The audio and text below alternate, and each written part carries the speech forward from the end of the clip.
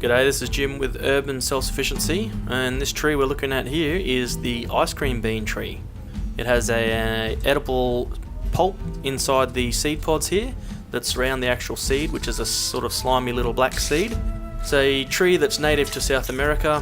I believe the scientific name for this particular species is Inga Edulis, and it can grow up to 30 metres high, or about 100 feet in imperial measurements.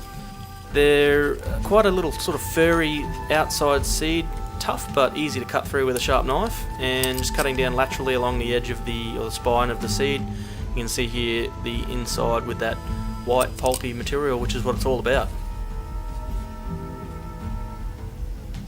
It obviously gets its name ice cream bean because the pulp around the outside tastes a little bit like vanilla ice cream. Now these ones I had were a little bit insipid. It may have something to do with the drought that we're going through in Queensland down under here, which may affect the flavour, but it wasn't unpleasant. It was quite sort of sweet, and look, if you're out in the bush and you need some tucker, it'd be pretty good, I reckon.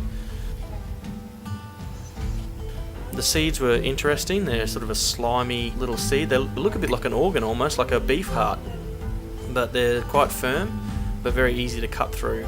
And a little bit later I do slice through them laterally and bilaterally so you can get a look at the structure.